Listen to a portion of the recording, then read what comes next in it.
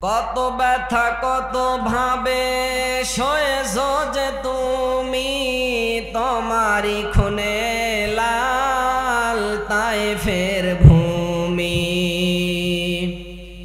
ফেরেশতা এসে চাই ধ্বংসের হুকুম, লৌহ মাখা মোহাম্মদ প্রাণেতে হাসরাত। হে আল্লাহ ক্ষমা করো হে তায়েফবাসী, ওরা বোঝেনি তো আমি যে মোহাম্মদ, হৃদয়ে মোহাম্মদ। আলহামদুলিল্লাহ। এই জন্য পৃথিবীতে একজন মানুষকে আল্লাহ উসওয়াতুন হাসানা বলে ডাক দিয়েছেন। লাকাদ কানা লাকুম ফি রাসূলিল্লাহি উসওয়াতুন হাসানা। অবশ্যই আমি উত্তম মুহূর্ত আদর্শ লুকিয়ে রেখেছি আমি রাসূলুল্লাহর জীবনে। কার জীবনে বলেন? একটু খেয়াল করেন তো। অনেকে হয়তো আয়াতটা শোনার পরে মনে করতে পারেন যে হুজুর রাজনীতি আরম্ভ করে দিলেন। আসলে এটা রাজনৈতিক কোনো ব্যাপার হলে আমি বলতাম না। বিশ্বাস করেন, কোরআন আমার সামনে, আমি আপনাদেরকে ভালোবাসি। আমি দেখতে পাচ্ছি আপনি আমি জাহান্নামে চলে যাচ্ছি, এই জন্য আপনাকে বাঁচানোর জন্য এই আয়াতটা পড়লাম। আপনার ঈমান ভাঙছে। 10টা কারণে যে মানুষের ঈমান ভাঙে তার ভেতরে 4 নাম্বার যে কারণটা আল্লাহ পাক জানিয়েছেন, যে লোকটা বিশ্ব নবীকে বাদ দিয়ে দুনিয়ায় যাকে নেতা হিসাবে নির্বাচিত করে ওর ঈমান থাকে না, ওর ঈমান ভেঙে যায়। কথা বলেন না কেন? তাহলে আপনি দেখতে পাচ্ছি আপনি জাহান্নামে চলে যাচ্ছেন। আপনি 4 নাম্বার যে কারণ আল্লাহ পাক জানিয়েছেন, আপনি বিশ্ব নবীকে যদি আদর্শ হিসাবে জীবনে ধারণ না করতে পারেন আপনার ঈমান থাকে না, আপনার ঈমান নষ্ট হয়ে যায়। আল্লাহ পাক জানিয়েছেন কোরআনে কারীম, এটা আমরা সবাই জানি। ফজরের নামাজের পরে একটা সূরা আছে, কেউ যদি একবার পড়ে 10 খতম কোরআন শরীফের সওয়াব তার আমলনামায় আল্লাহ লিখে দেয়। পড়েন সুবহানাল্লাহ। এই সূরাটা আমরা অনেকেই জানি। এই সূরার নাম হচ্ছে সূরা ইয়াসিন। আসলে 10 খতম কোরআন শরীফের সওয়াবের ভেতরে আছে। আসলে ইয়াসিন মানে কি, এটাই আমরা বাস্তবে প্র্যাকটিক্যাল লাইফে বুঝি না। কথা বলেন না কেন? ইয়া মানে হে, সিন মানে সাইয়েদ। সিন শব্দের 5টা অর্থ আমি তাফসিরে কাবিরের মধ্যে পেয়েছি। সিন মানে সাইয়্যিদুল আলামিন, সিন মানে সাইয়্যিদুল বাশার, সিন মানে সাইয়্যিদুল কাউনাইন, সিন মানে সাইয়্যিদুল মুরসালিন, সিন মানে সাইয়্যিদুল আম্বিয়া। তামাম দুনিয়ায় আপনি যত কিছু দেখতে পাচ্ছেন সব জায়গায় যদি আপনি মনে করেন যে এই জায়গায় তো বিশ্বনবীকে নেই, এই জায়গায় বিশ্বনবীর কোনো বিধান নেই, আমি বিশ্বনবীকে এই জায়গায় মানি না, এই জন্য তো আল্লাহ সাইয়্যিদুল আলামিন দিয়ে বহু বচন দিয়ে দিলেন। তামাম দুনিয়ায় যত আলো আল্লাহ বানিয়েছে ওই জায়গায় যদি আপনি থাকতে পারেন, ওই জায়গায় তো বিশ্বনবীকে আদর্শ হিসাবে মানা লাগবে। কথা বলেন না কেন? এরপরে আল্লাহ বলছেন সাইয়্যিদুল বাশার। বাশার মানে মানুষ। পৃথিবীতে মানুষ যারা আমরা স্বীকার করছি যে আপনি আমি মানুষ, আপনি আমি যদি মানুষ নিজেকে দাবি করি, প্রত্যেকটা জায়গায় 1 থেকে 63 বছর জিন্দেগি রাসূলের পূর্ণাঙ্গ জীবন ব্যবস্থা আপনাকে মানা লাগবে। কথা বলেন না কেন? এখন আমরা আংশিক মানছি কিন্তু পূর্ণাঙ্গ মানছি না। বিশ্ব নবীজি নামাজ পড়েছিলেন, আমরাও নামাজ পড়ছি। নবীজি রোজা রেখেছিলেন, আমরাও রোজা রাখছি। বিশ্ব নবীজি 1 থেকে 63 বছর জিন্দেগিতে একটা মিথ্যা কথা বলেনি, এটা আমাদের জীবনে পাওয়া যাবে। আর আসতে বলেন। এই জন্যই তো আমরা রসুলকে আংশিক অনুসরণ করার কারণে তো কিয়ামতের দিন জাহান্নামে যাব। হযরতে আদম থেকে শুরু করে ঈসা রুহুল্লাহ পর্যন্ত প্রত্যেকে এই নবীর ঘোষণা দিয়েছিলেন শেষ জামানায় একজন নবী আসবে, তার নাম মুহাম্মদুর রাসূলুল্লাহ। সকলে বলি সাল্লাল্লাহু আলাইহি সাল্লাম। এই নবীর উম্মত হওয়ার জন্য আদম থেকে শুরু করে ঈসা রুহুল্লাহ পর্যন্ত প্রত্যেক নবী চেয়েছিলেন এই নবীর উম্মত হওয়ার জন্য। এজন্য আপনি আমি যেহেতু ভাগ্যে ক্রমে এ নবীর উম্মত হয়ে গেছি, আপনি যদি রাসূলকে পূর্ণাঙ্গভাবে অনুসরণ করতে পারেন, ইত্তেবা করতে পারেন, দেখে দেখে চলতে পারেন, আল্লাহ গ্যারান্টি দিচ্ছে আমি আল্লাহ নিজে তাদেরকে ভালোবাসা আরম্ভ করব। সুবহানাল্লাহ বলেন। আল্লাহ নিজে ভালোবাসা আরম্ভ করবে। আপনার মালিক যদি আপনাকে ভালোবাসে আর কিছু লাগবে বলেন? এখন আপনার মালিক যদি আপনাকে ঘৃণা করে, আপনার ক্রেডিট যদি আপনার এই বিশ্ব নবীকে বাদ দিয়ে অন্য কোন নেতা নেত্রীর পিছনে আপনার ক্রেডিট থাকে, আপনি নিশ্চিত জাহান্নামে চলে যাবেন। কিয়ামতের ওই কঠিন ময়দানে আদম থেকে শুরু করে ঈসা রুহুল্লাহ পর্যন্ত প্রত্যেকটা নবী তার নিজের টেনশনে থাকবে। একজন নবী তিনি সব সময় ডাক দিয়ে বলবেন, ইয়া হাবলি উম্মতি, আমার উম্মতের কি হবে, আমার উম্মতের কি হবে। এই নবীকে যারা ভালোবাসা দিয়েছিলেন, হযরতে আবু বকরের জীবনে আমি পরে দেখেছি এই হযরতে আবু বকর রাসূলকে কেমন ভালোবাসা দিয়েছিলেন। বিশ্ব নবীজি একবার ডাক দিয়ে বলছেন, আবু বকর কোন একটা দিন হিজরতে যাওয়া লাগবে তোমার সাথে আমার। শুধুমাত্র এই কথাটা বলতে দেরি করেছে নবীজি। হযরতে আবু বকর বাসায় দিয়ে সঙ্গে সঙ্গে স্ত্রীকে ডাক দিয়ে বলছেন, আজকে থেকে আমি বিছানায় পিঠ লাগানোকে হারাম ঘোষণা করে দিলাম। একদিন, 2 দিন, 3 দিন এরকম না, দীর্ঘ 6 মাস পরে নবীজি দরজায় এসে করানারে ডাক দিয়ে বলছেন, শুধু আবু বকর, শুধু দরজায় টোকা দিতে দেরি হয়েছে, হযরতে আবু বকর দরজা খুলতে দেরি করেননি। বিশ্ব নবীজি ডাক দিয়ে বললেন, আবু বকর কি ব্যাপার, তুমি কি ঘুমাও না? হযরতে আবু বকর চোখের পানি ছেড়ে দিয়ে ডাক দিয়ে বলছেন, ইয়া রাসূলুল্লাহ, ইয়া হাবিবাল্লাহ, ইসলাম গ্রহণ করার পরে আমি আবু বকর আপনাকে এত ভালোবাসি, আমি আবু বকর যদি বিছানায় ঘুমিয়ে যাই, আপনি আমাকে বলেছেন কোনো না কোনো একদিন হিজরতে যাওয়া লাগবে আমার সাথে, তুমি আমার সাথে হিজরতে যাবা। এই কথা আপনি যেই দিন বলেছেন নবী, ওই দিন থেকে আমি আমার বিছানায় পিঠ লাগানোকে হারাম ঘোষণা করছি। কেন করেছি জানেন? শুধুমাত্র আপনাকে মহব্বত এবং আপনাকে ভালোবাসার কারণে আমি হারাম ঘোষণা করেছি। এই কারণে কাফের মুশরিকরা যখন আপনাকে তাড়া করবে, আপনাকে যখন আক্রমণ করবে, আমি আবু বকর যদি বিছানায় ঘুমিয়ে যায়, আমার যদি ঘুম লেগে যায়, এদিকে কাফের মুশরিকরা এসে যদি আপনাকে তাড়া করে, আপনার পিঠে যদি একটু আঘাত করে, আমি আবু বকর কিয়ামতের দিন আল্লাহর কাছে দায়ী থাকবো। এই জন্য আমি আবু বকর ঘুমাই না। দেখেন তো রাসূলকে কেমন ভালোবাসা দিয়েছিলেন, খালি এখানেই শেষ। বিশ্ব নবীজি একদিন ডাক দিয়ে বললেন, হযরতে বেলালকে ডাক দিয়ে বললেন, বেলাল যুদ্ধের ময়দানে যাওয়ার জন্য কিছু কালেকশন করো। হযরতে বেলাল ঘোষণা দিয়ে দিলেন, নবীজি যুদ্ধের ময়দানে যাওয়ার জন্য কালেকশন করছে, যার যতটুকু সামর্থ্য তারা যেন এই জায়গায় দিয়ে যায়। সবাই দান করছে, কেউ সম্পদের অর্ধেক, কেউ 3 ভাগের 2 ভাগ। হযরতে আবু বকর যে বাড়িতে সম্পদগুলো ছিল ওগুলো তো নিয়েছে, চুলার ভেতরে রান্না করা ছাই ছিল, ওই ছাইগুলো টোপলা বেঁধে নিয়েছে। স্ত্রী উম্মে রোমানা ডাক দিয়ে বলছে, স্বামী আমার, সম্মানিত মা বোন যারা এসেছেন তাদের এই পয়েন্টে একটা কথা আছে, একটু খেয়াল করেন। স্ত্রী উম্মে রোমানা হযরতে আবু বকরকে ডাক দিয়ে বলছেন, স্বামী আমার একটু অপেক্ষা করেন, একটু দাঁড়ান। সবাই তো এই নবীজির যুদ্ধের জন্য অনেক কিছু দিচ্ছে, আমার তো দেওয়ার মতো অন্তত কিছু নেই, তুমি একটু অপেক্ষা করো। ঘরের ভেতরে প্রবেশ করে খেজুর দিয়ে বিছানো একটা পাটি তুলছিলেন, ওটা নিজে তুললেন, পরনে পরিধান করলেন, পরনের শাড়িটা খুলে স্বামীর হাতে দিয়ে বললেন, এটা নবীজির দরবারে নিয়ে যাও। সাহাবায়ে কেরাম যুদ্ধের ময়দানে ক্ষত বিক্ষত হবে, তাদের এই ক্ষত স্থানগুলো পরিষ্কার করে ব্যান্ডেজ করার মতো কাপড় লাগবে, আমার এই পুরাতন কাপড়টা দিয়ে হলো কাজ চলবে। দেখেন তো রাসূলের প্রতি কি ভালোবাসা। হযরতে আবু বকর পাগড়ির ভেতরে, রুমালের ভিতরে দানগুলো নিয়ে যে হযরতে বেলালের নবীজির চাদরের মধ্যে বিছিয়ে দিলেন দানগুলো। বিশ্ব নবীজি তাকিয়ে দেখলেন ফেরেশতা জিবরাইল খেজুর পাতার পাটি পরে দাঁড়িয়ে আছে। নবীজি ডাক দিয়ে বলছেন, ইয়া আখি জিবরাইল, তোমাদের এই অবস্থা কেন? হযরতে জিবরাইল আমিন ডাক দিয়ে বলছেন, হে নবী, আপনি কি আবু বকরের বাড়ির খবর জানেন? এ লোকটা ইসলাম গ্রহণ করার পরে দান করতে করতে এত নিঃস্ব হয়ে পড়েছেন, শেষ পর্যন্ত ওনার স্ত্রী খেজুর পাতার পাটি পরে তিনি দাঁড়িয়েছিলেন।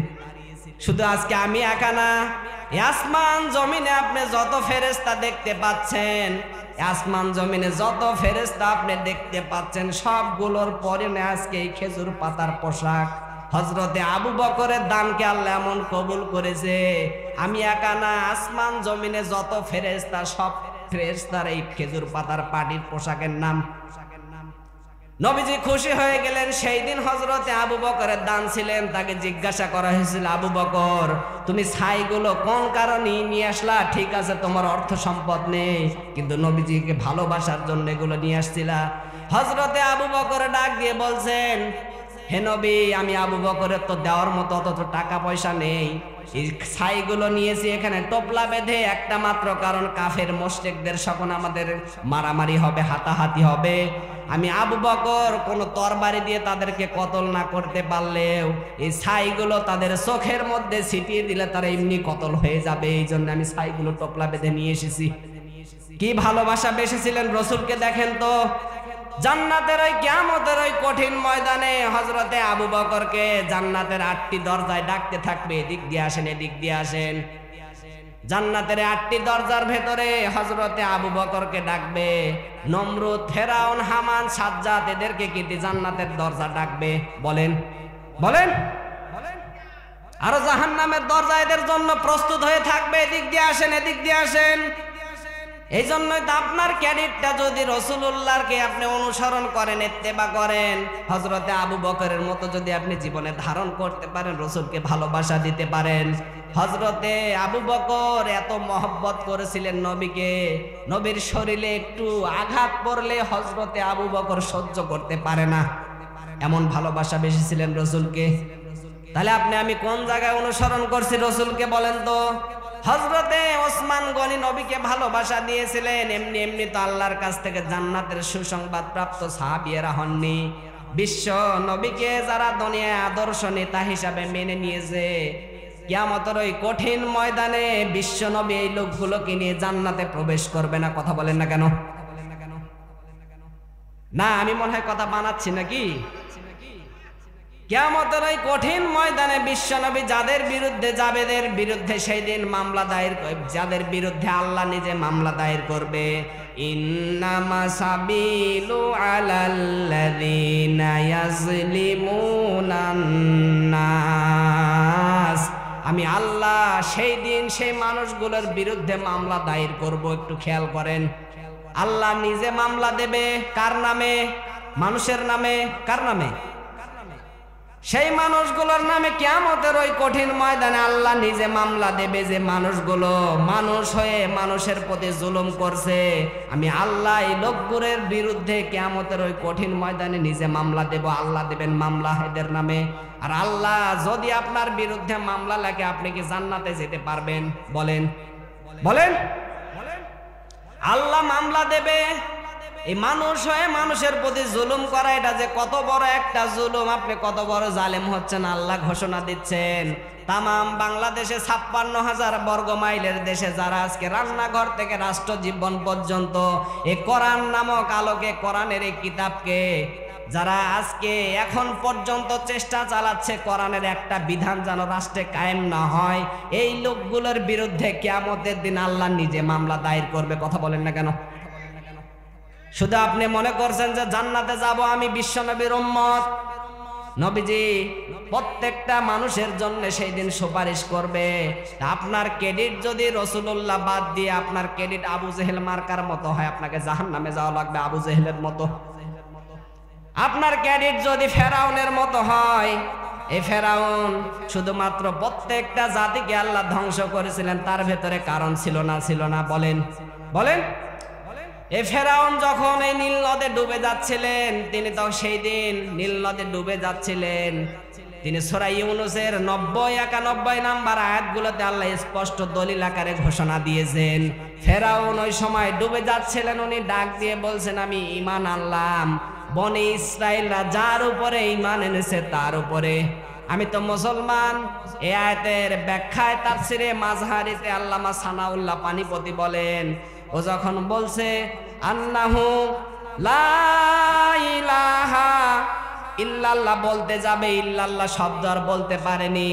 ফেরেশতা জিব্রাইল ওর মুখের উপর কাদা দিয়েছে।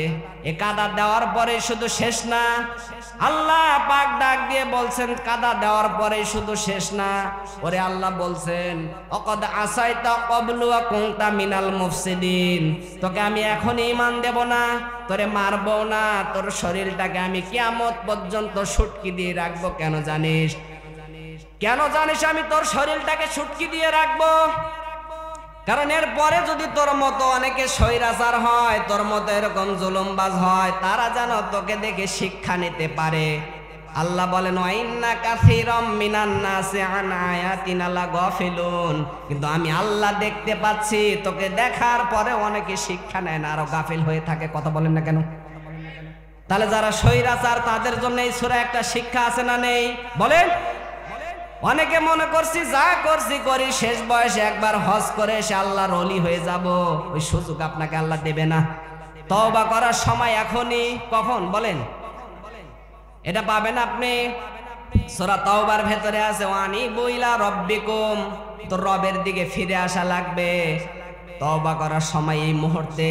আপনি যদি মনে করছেন যা করছি করি, আমি শেষ বয়সে একবার হজ করে এসে আল্লাহর ওলি হয়ে যাব, আপনার ওই হজ বাংলাদেশে আসা তো দূরের কথা, জেদ্দার বিমানবন্দর আপনার হজ পৌঁছাবে না। কথা বলেন না কেন?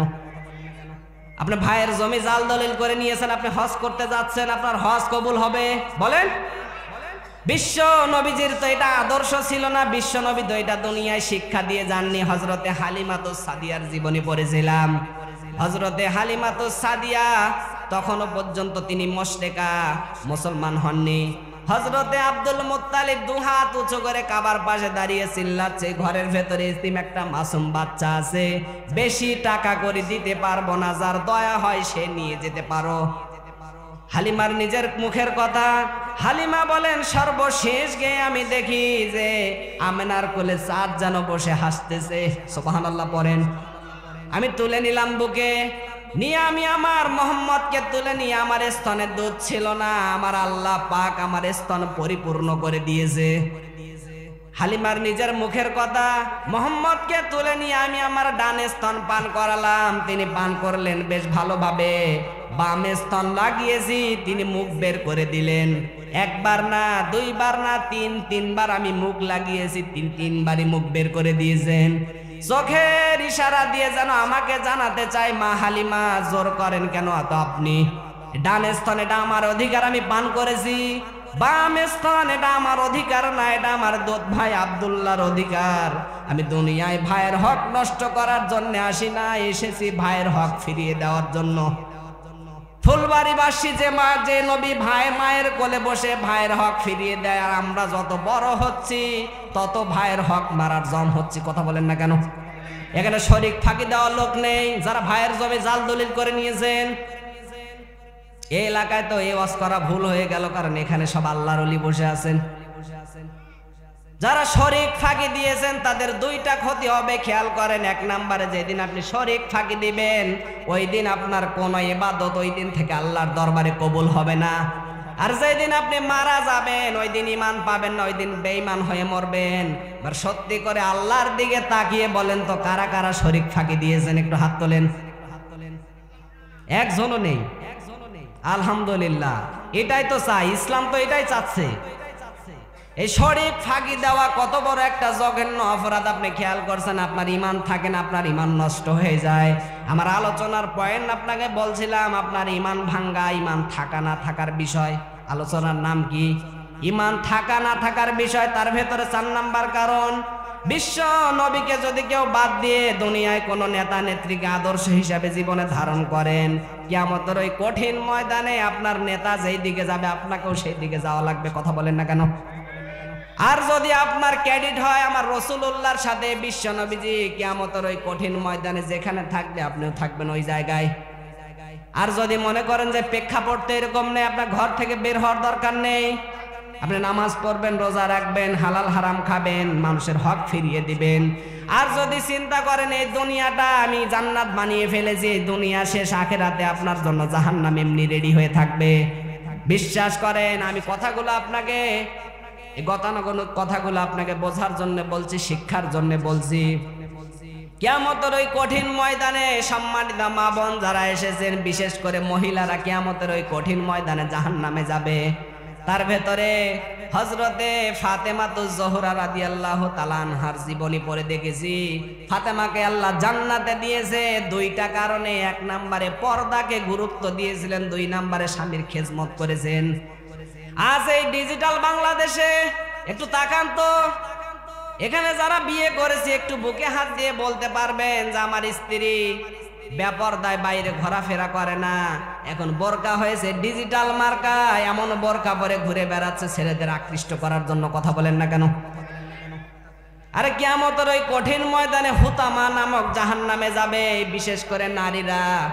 সম্মানিত মা বোন যারা এসেছেন, আপনাদের উদ্দেশ্যে আমি বলছি, আপনি স্বামীর সম্মান রক্ষা করবেন। হযরতে ফাতেমাতুজ জোহরা স্বামীর সম্মান রক্ষা করেছিলেন কিভাবে? আমি ফাতেমার জীবনেতে একটা পরে দেখেছি। বিশ্ব নবীজি একদিন দুপুরবেলা বাড়িতে আসলেন, ডাক দিয়ে বলছেন, ফাতেমা দরজাটা খোলো, আমি নবী তোমার কাছে এসেছি কথা বলার জন্য। একটু খেয়াল করেন তো, নিজের আপন বাবা আসছে দেখা করার জন্য। হযরতে ফাতেমা জোহরা রাদিয়াল্লাহু তাআলা আনহা চোখের পানি ছেড়ে দিয়ে ডাক দিয়ে বলছেন, হে নবী আপনি আজকে চলে যান, আগামীকাল আমি দেখা করব।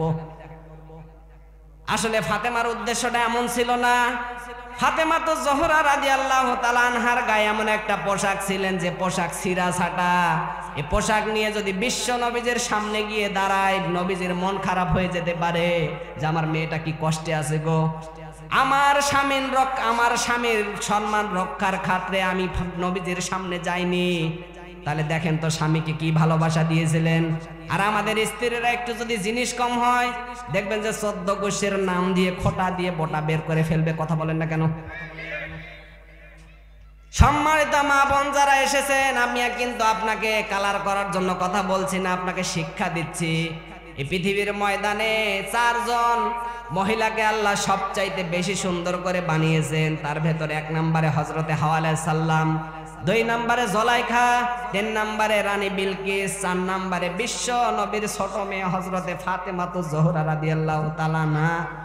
এত সুন্দরী মানুষ পৃথিবীতে আর কেউ আসবে না। আর আপনি আমি কি হয়ে গেছি একটু বলেন তো? চেহারা আপনার ভালো বিদায় আপনি মানুষকে সুন্দর সুন্দর পোশাক দিকে ঘুরে বেড়াচ্ছেন। কিয়ামতের ওই কঠিন ময়দানে আপনার জন্য হুতামা নামক জাহান্নাম অপেক্ষা করছে। কথা বলেন না কেন?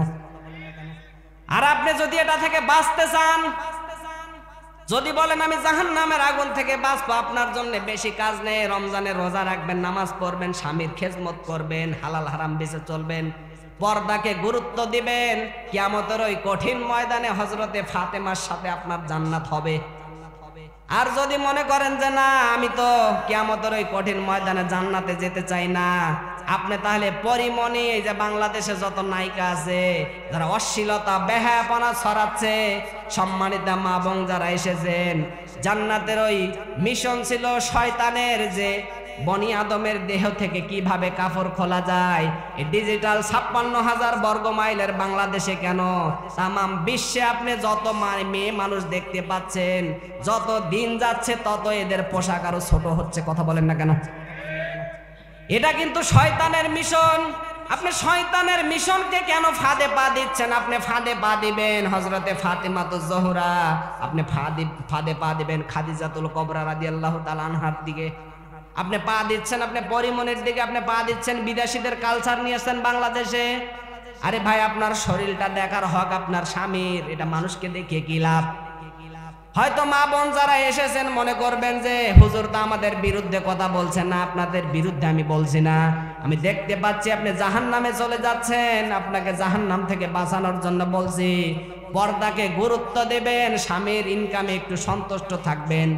অনেকে দেখবেন একটু যদি জিনিস কম হয় ডাক দিয়ে বলবেন, একটু যদি জিনিস কম হয় দেখবেন মা বোন যারা এসছে তারা বলবে, হয়তো স্বামী ইনকাম কম করেছে, একটু জিনিস কম হয়ে দেখবেন যে 14 গোষ্ঠীর নাম দিয়ে খোঁটা দিয়ে বোটা বের করে ফেলবে যে আমার বাবার কাছে কত ছেলের প্রস্তাব এসেছিল, না দিয়ে তোর মতো একটা বেয়াদবের সাথে আমার বিয়ে দিয়েছে। যে কথায় বার্তায় যে নারীগুলো স্বামীকে খোঁটা দেন, বিশ্বাস করেন সম্মান আপনি কিন্তু নষ্ট করে ফেলছেন। কিয়ামতের দিন আপনার স্বামী কিন্তু আপনার বিরুদ্ধে দাঁড়াবে। এখন স্বামী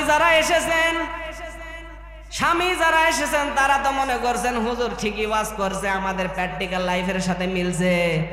শুধু খেজমত আপনি নিলে হবে না। আল্লাহর নবী এত বড় মহান নবী হওয়ার পরে, তিনি রাষ্ট্রের দায়িত্ব পালন করে আসার পরে হযরতে আম্মা জান আয়েশা রাদিয়াল্লাহু তাআলা আনহাকে ডাক দিয়ে বলতেন, আয়েশা তোমার বটিটা দাও আমার হাতে, আমি তরকারিগুলো কর্তন করে দেই।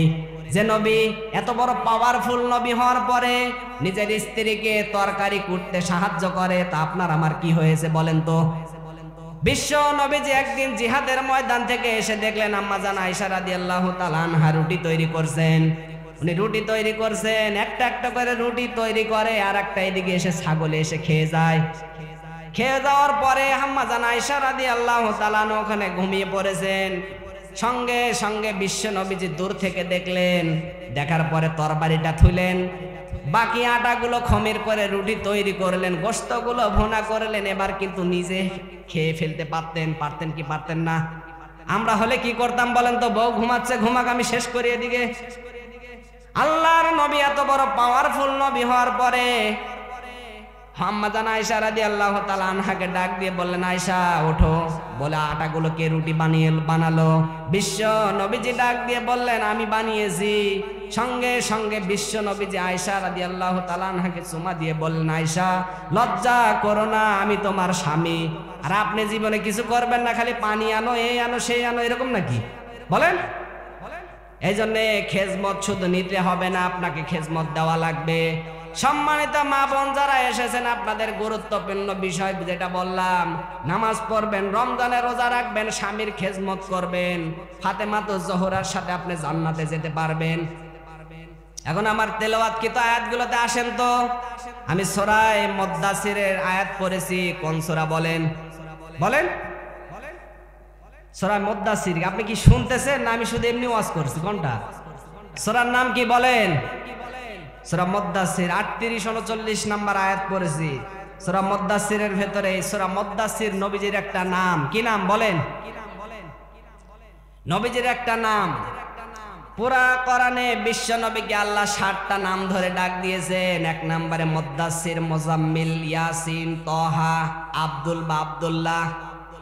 একটা মাত্র নাম যেটা সূরাটা আমি পড়েছি, সূরার নাম মুদ্দাসির। আল্লাহ পাক ডাক দিয়ে বলছেন, কুল্লু নাফসিম বিমা কাসাবাত রহিনা। প্রত্যেক ব্যক্তি তার কৃতকর্মের জন্য দায়ী। একটু খেয়াল করেন, প্রত্যেক ব্যক্তি তার কৃতকর্মের জন্য দায়ী। কিয়ামতের ওই কঠিন ময়দানে কেউ কারো বোঝা কিয়ামতে বহন করবে না। কথা বলেন না কেন? প্রত্যেকটা মানুষ যদি তার কৃতকর্মের জন্য দায়ী হয়, আপনি নেতার পিছনে ঘুরছেন, আপনার নেতার ক্রেডিট যদি আপনি একটু খুঁজে দেখেন তো, এই 56,000 বর্গ মাইলের দেশে, আমাদের এই ডিজিটাল বাংলাদেশে কত নেতা আছে, তাদের ব্যাংক ব্যালেন্স চেক করলে আপনি দেখতে পাবেন কয়েক হাজার কোটি টাকা আছে, আর যেগুলো চেলা ছিল ওগুলো না খেয়ে মরে যাচ্ছে। কথা বলেন না কেন? প্রত্যেক ব্যক্তি যদি তার কৃতকর্মের জন্য দায়ী হয়, আপনি সাবধান হয়ে কাজ করা লাগবে। প্রত্যেক ব্যক্তি তার কৃতকর্মের জন্য দায়ী। কিয়ামতের ওই কঠিন ময়দানে কেউ কারো বোঝা কিয়ামতে বহন করবে না। লা তাজিরু ওয়াজিরাতু উখরা। কারো বোঝা কারো উপরে চাপিয়ে দেবেও না, কেউ নিতেও চাইবে না। কথা বলেন না কেন? কেউ নিতেও চাইবে না। তার প্রমাণ কি? সূরা আবাসার ভেতরে আছে, ইয়াউমা ইয়াফিরুল মারউ মিন আখিহি ওয়া উম্মিহি ওয়া আবিহি ওয়া সাহিবাতিহি ওয়া বানি লিকুল্লি ইমরিম মিনহুম ইয়াউমা ইযিন শানু ইগুনি।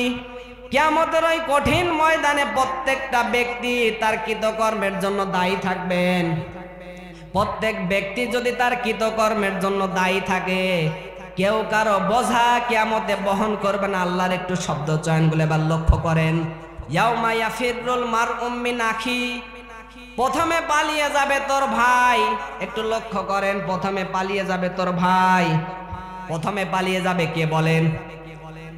প্রথমে পালিয়ে যাবে তোর ভাই। তাফসিরে মাযহারিতে আল্লামা সানাউল্লাহ পানিপতি বলেন, শুধু ভাই পালাবে। এখানে ইয়াফিরু শব্দের শাব্দিক অর্থ হচ্ছে মাজা তুলে দৌড় দেবে, খেসছে দৌড় যেটাকে বলে। শুধু ভাই পালাবে না, এরপরে মা পালাবে, এরপরে বাবা পালাবে। আপনি একটা জিনিস চিন্তা করেন তো, আপনি যত খারাপই হন না কেন, দুনিয়ায় যে কোনো বিপদ থাকুক না কেন, সর্বপ্রথম যদি আপনার ভাই শত্রু হয়, এ দুনিয়ার ময়দানে আপনার বিপদে সবার আগে দৌড়াবে কি ভাই বলেন? সর্বপ্রথম আপনার কাছে আসবে ভাই। এই জন্য তো আল্লাহ আগে ভাইয়ের কথা দিয়েছেন, ভাই আগে পালাবে, এরপরে পালাবে তোর মা। শুধু মা পালাবে না, একটা সন্তান মায়ের পা ধরে 500 বছর পর্যন্ত অপেক্ষায় থাকবে যে মা একটা মাত্র নেকি দেন, আমি জান্নাতে যেতে চাই। মা বলবে দুনিয়া আমার বিয়ে হয়নি, সন্তান জন্ম নিল কোথা থেকে? মা পালাবে, এরপরে বাবা পালাবে, এরপরে সন্তান সন্ততি পালাবে, তারপরে পালাবে দুনিয়ায় বন্ধু বান্ধব, এরপরে পালাবে দুনিয়ায় যাকে আপনি নেতা হিসাবে নির্বাচন করবেন, এই নেতা আপনাকে দেখে পালাবে। আজ এই ডিজিটাল বাংলাদেশে অনেকে বলছেন আমাকে যদি পীর মানিস কিয়ামতের দিন তোকে জান্নাতে নিয়ে যাব। আরে শয়তান, এখানে 7 শ্রেণীর মানুষই যদি পালায় কিয়ামতের ওই কঠিন ময়দানে পীর সাহেব ডাক দিয়ে বলবেন দুনিয়া আমি পীরই ছিলাম না। কথা বলেন না কেন? কিয়ামতের ওই কঠিন ময়দানে এই যে ভাই পালাবে, মা পালাবে, আমার কথা যদি মিথ্যা হয় আপনি খোলেন কোরআন দেখেন, ডিকশনারি খোলেন। ভাই পালাবে, মা পালাবে, বাবা পালাবে, সন্তান সন্ততি, তাহলে কোন কায়দায় মানুষ বলছে আমাকে যদি পীর মানিস তোরে আমি জান্নাতে নিয়ে যাব, নামাজ পড়ার দরকার নেই? এটা সব ভণ্ডামি, এটা বন্ধ করে দেন। এই জন্য আল্লাহ পাক বলেন কুল্লু নাফসিম বিমা কাসাবাত রহিনা, প্রত্যেক ব্যক্তি তার কৃতকর্মের জন্য দায়ী থাকবে, ইল্লা সাহাবাল ইয়ামিন, তবে ডানপন্থী বাদে। আল্লাহ পাক আমাদেরকে ঘোষণা দিচ্ছেন যে দুনিয়ায় যদি কিয়ামতের ওই কঠিন ময়দানে আপনি জান্নাতে যেতে চান, হযরতে ওমরের মতো আপনার ক্রেডিট করা লাগবে, হযরতে আবু বকরের মতো পারবেন না। কারা কারা পারবেন একটু হাত তুলেন তো। লিল্লাহে তাকবীর, লিল্লাহে তাকবীর। ইসলামের শত্রুরা লিল্লাহে তাকবীর। আলহামদুলিল্লাহ। সবথেকে বড় বিষয় হচ্ছে যে জান্নাতের একটা পরিবেশ। এটা আপনারা কারা কারা চান এরকম কোরআনের অনুষ্ঠান প্রত্যেক বছরে প্রত্যেক থানায় থানায় হোক? কারা কারা চান? দুই হাত তুলেন তো আল্লাহর কাছে। প্রত্যেকটা ব্যক্তি চাই। এই মাহফিলটা যুব সমাজের উদ্যোগে। কার উদ্যোগে? দান সদকা করা এটা কি হালাল না হারাম? ভাই কেউ উঠবেন না, যদি কেউ দিতে না চান ওঠার দরকার নেই। কোরআনের অনুষ্ঠান, আপনাকে আমি বলছি না, কেউ যদি এখানে হাদিয়া না দেন, কেউ যদি এই মাহফিলে দান না করেন, কেউ কি জোর করে আপনাদের কাছ থেকে নেবেন নাকি? বলেন। আপনার পকেটের টাকা কেউ বের করে নেবে, আপনি দিলে দিবেন, না দিলে না, কিন্তু উঠবেন না। পরিবেশ নষ্ট করার দরকার নেই। এখানে বলছিলাম দান করা। বিশ্ব নবীজি একদিন বেলাল রাদিয়াল্লাহু তাআলা আনহুকে ডাক দিয়ে বললেন, বেলাল তুমিও আল্লাহর রাস্তায় দান করবা। হযরতে বেলাল এত কুৎসিত কালো চেহারা ছিলেন, পরনে শুধু একটা লুঙ্গি ছিলেন, তারপরও বিশ্ব নবীজি ডাক দিয়ে বলছেন আনফিকিয়া বেলাল, তুমি আল্লাহর রাস্তায় দান করবা। এই আল্লাহর রাস্তাটা কেমন রাস্তা? আল্লাহর এই রাস্তাটা কেমন রাস্তা একটু খেয়াল করেন। 1 টাকা থেকে 60 টাকা, 60 টাকা থেকে 700 টাকা হয়। আপনি যদি আল্লাহর রাস্তায় 1 টাকা দিতে পারেন 60 টাকা হবে, যদি 100 টাকা দেন 700 টাকা হবে। এই যে ধানের বীজগুলো আপনি দেখতে পাচ্ছেন সূরা বাকারার আছে, এটা আল্লাহ পাক বলছেন চারা বীজের মতো। একটা ধান গাড়লে যেমন 60টা দান হয়, আল্লাহর রাস্তাটা এমন রাস্তা, এখানে যদি 1 টাকা দান করেন আপনার 60 টাকা হবে, যদি 100 টাকা দেন 60 টাকা হবে। কারা কারা আল্লাহর এই কোরআনকে ভালোবাসেন, আল্লাহর এই কোরআনকে মহব্বত করেন? আজকে এই মুহূর্তে এখানে এমন একটা ব্যক্তি চাই, এই কোরআনকে যারা মহব্বত করেন, আমি 5,000 টাকা একটা ব্যক্তির কাছে চাবো, দেখি কে পারেন।